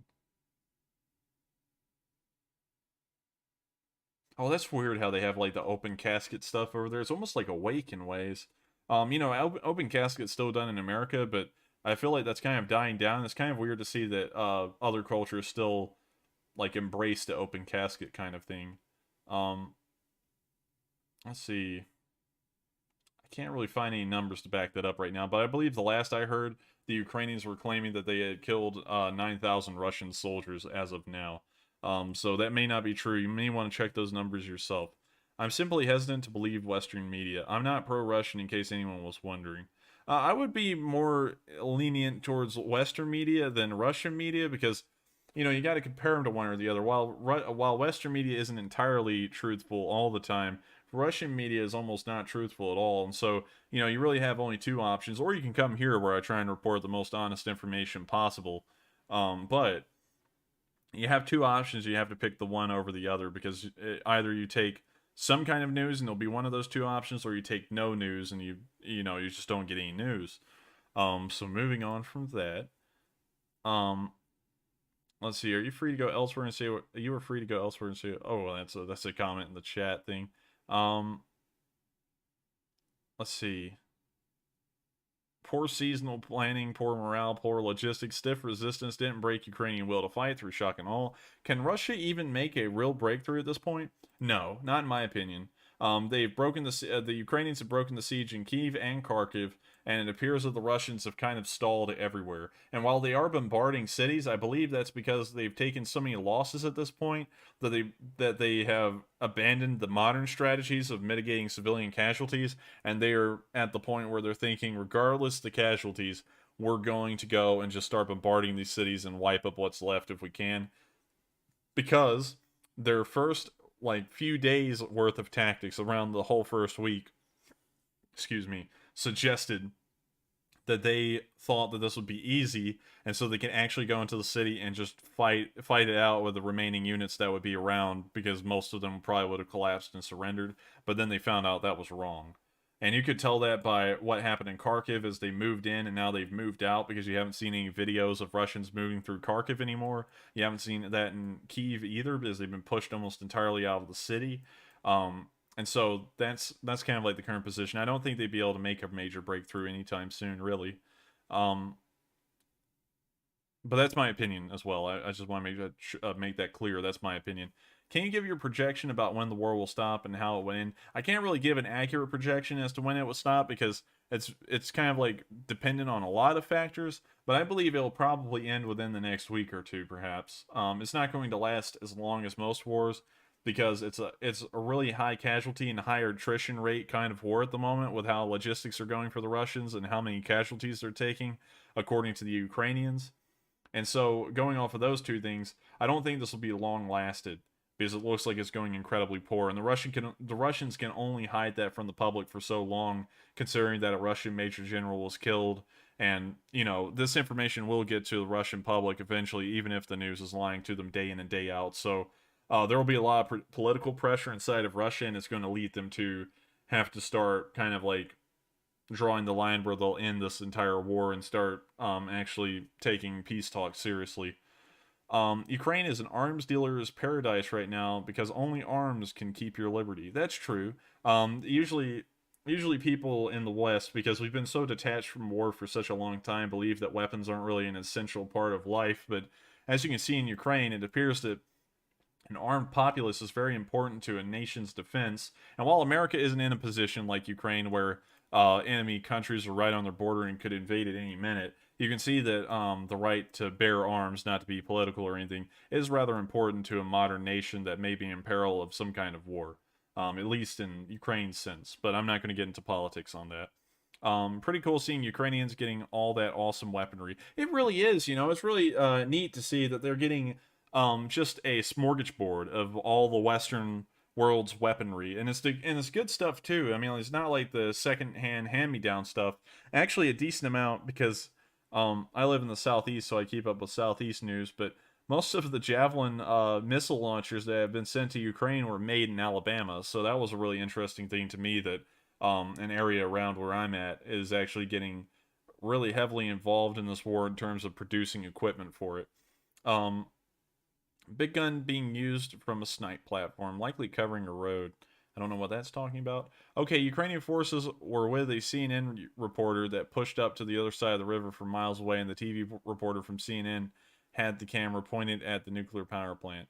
I don't know what you're specifically talking about, but I'd like to hear more about that.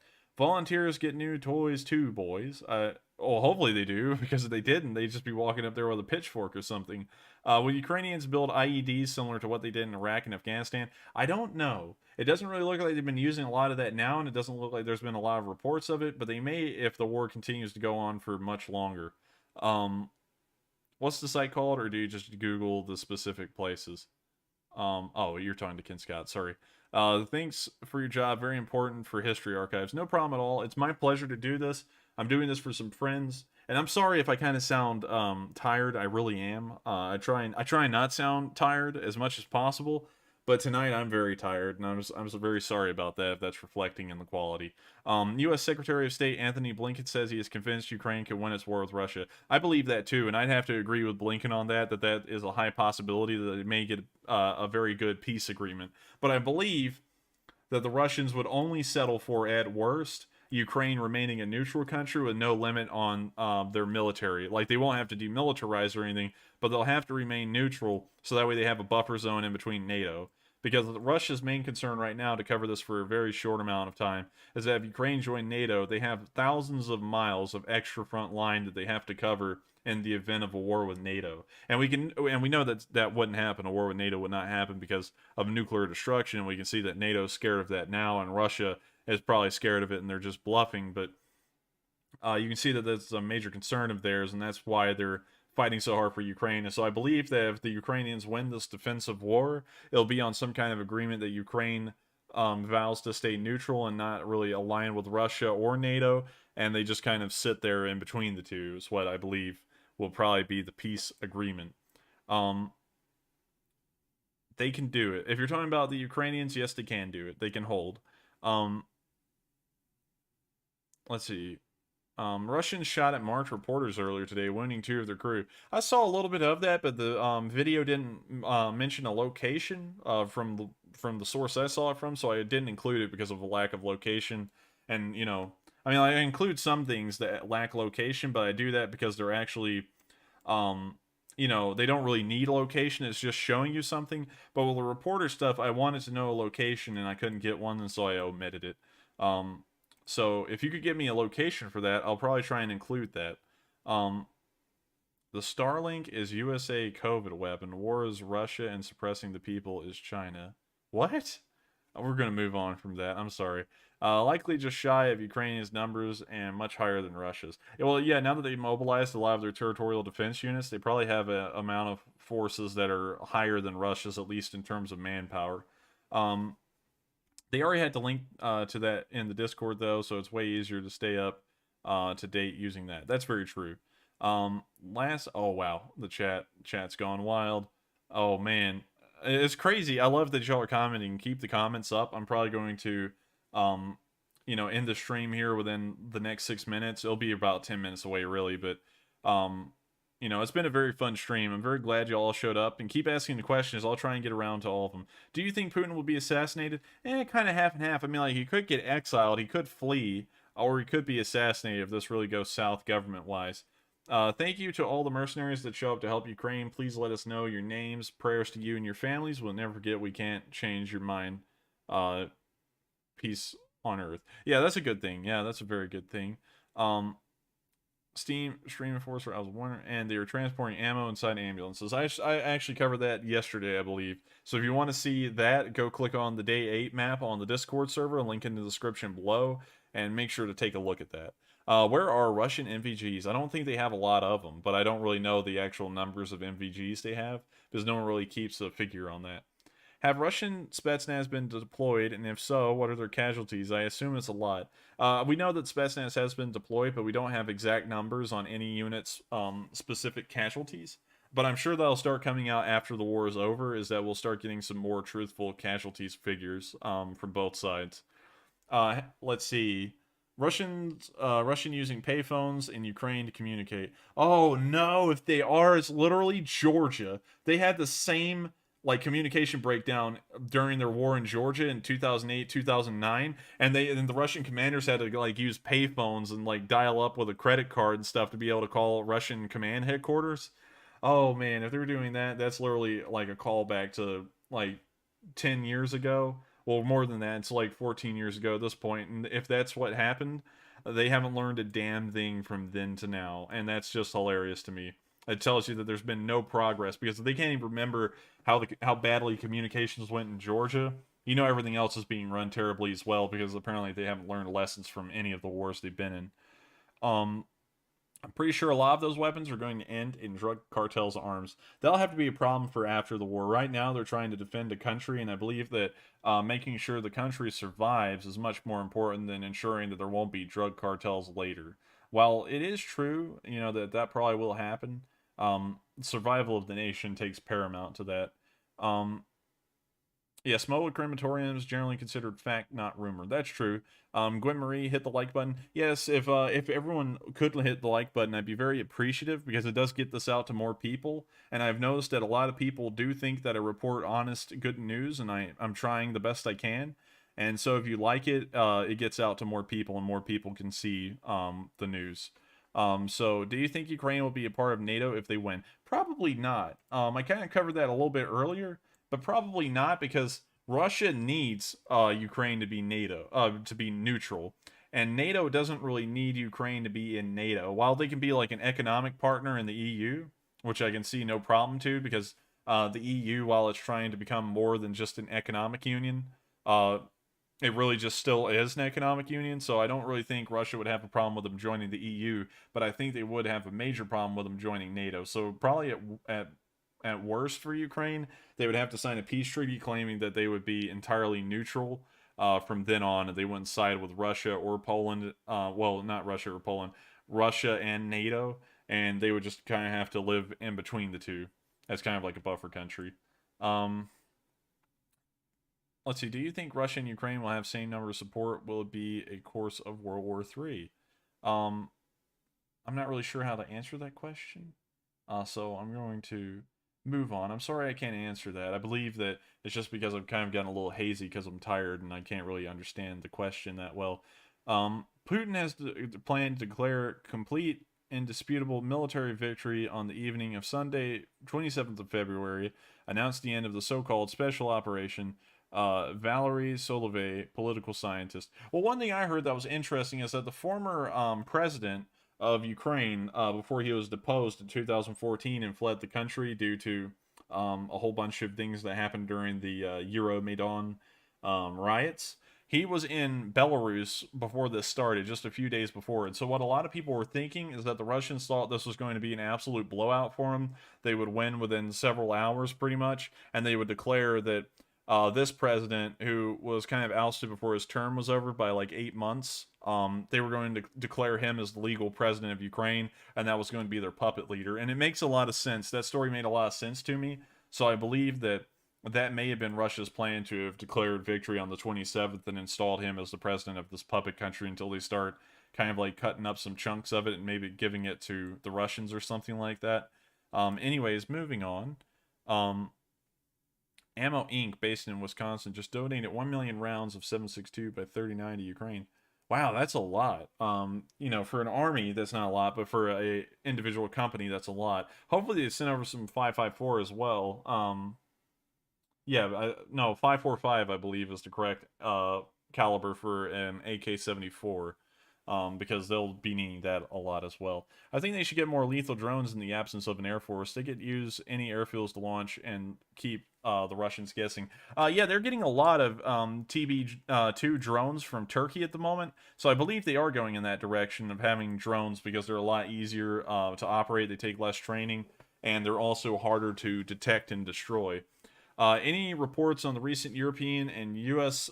Javelins and Stingers get to the frontline troops? Yes, they've been getting there on almost a daily basis at this point, so it's not even really like anything you're going to report. It's just kind of like something in the background that's just like happening at a steady pace, if you see what I'm saying. Moving on from that, we're going to answer a few more questions, and then we're going to end the stream because I'm exhausted, and I feel like I need to get some sleep. But I thank y'all all so much for showing up, and so I'm going to answer a few more questions. Any reports on the recent European... Oh yeah, we already covered that. Putin has invaded the sleep of all those concerned. We excuse your exhaustion. Thank you so much. I was just talking about that right then. I'm so tired. Y'all don't know how tired I am. You can ask my mods. I've been complaining about how tired I am for days because I've been staying up. I'm a full-time college student. I'm working on law school exams, and I also do this, and all of that takes up a lot of time each day, and so I only get like 4 or 5 hours of sleep a day. But I thank you so much for your support. A Ukrainian beer brewery closed and donated all their bottles for Molotov cocktails. That was several days ago, but yeah, that was a very nice thing that they did. I was just wondering, like, where can I get these videos with Discord or Twitter? You can join the Twitter. Sorry, not the Twitter, the Discord. There's a link to the Discord below my server. You can join it, and I have the maps uploaded there. I don't believe this one was uploaded before stream. No, it was uploaded before stream. It was. So you can find this day 9 map there right now, and you can also find the, I believe, the day 6 and the day 7 maps as well. And they have all the information on them from the last week. They aid numbers to Ukraine. Doesn't matter. The West will send the Ukrainians whatever they need. That's true. The last report I saw from Ukraine 24 was 10,000 plus Russian troops dead. Wow! If that's true, that's a load of them. To put that in perspective, over the course of like 10 years, the U.S. only lost like 1,200 soldiers in Iraq. So if those numbers are like completely accurate, they are taking a load of losses right now to a country that supposedly at the beginning of this war shouldn't have been able to inflict those kinds of losses and damage. What kind of weapon could shoot down a drone?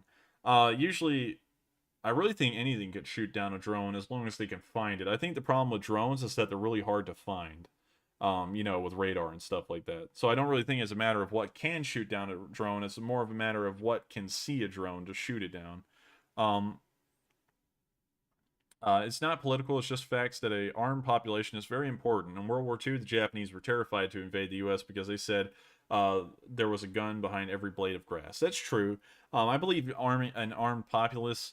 I'm not into like all that like NRA Second Amendment posturing in the U.S. like armed society is a polite society. I'm not into that stuff because I just really think arms is kind of like a tool like any other.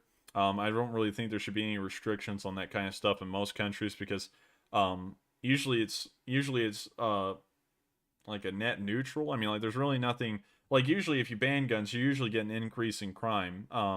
That's usually what the statistics show. Every once in a while, though, there is an exception, and the crime rate does go down a little bit, but most of the time it goes up. And when people have guns, there's really nothing that changes in the overall situation for the most part. So I don't really see a problem with having them.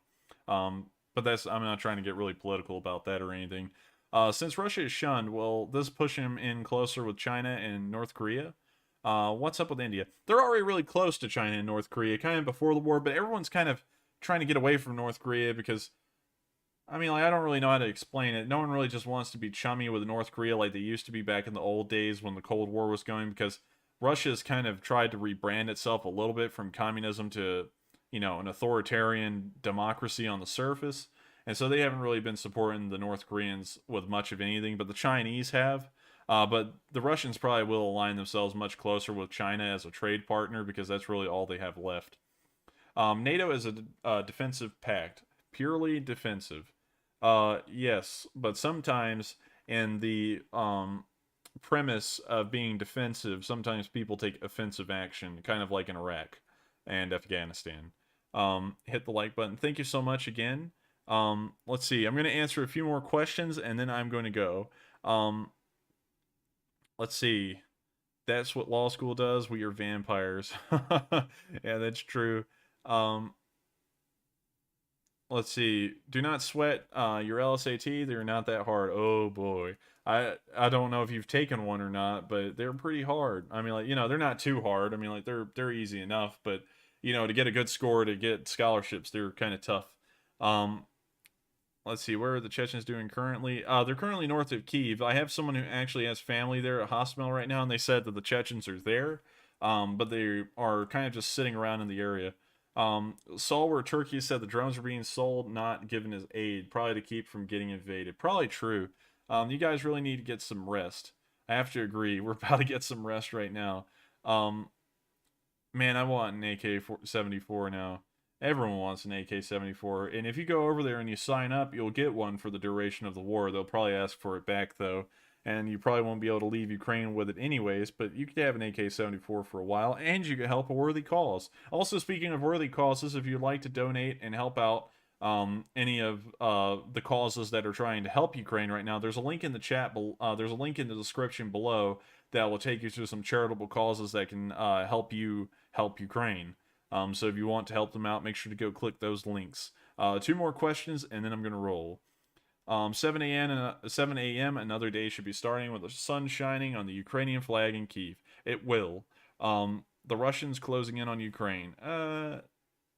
Where though? They've kind of already done that stuff. They've kind of gotten past the phase of closing in. They're kind of sitting still and getting beat now.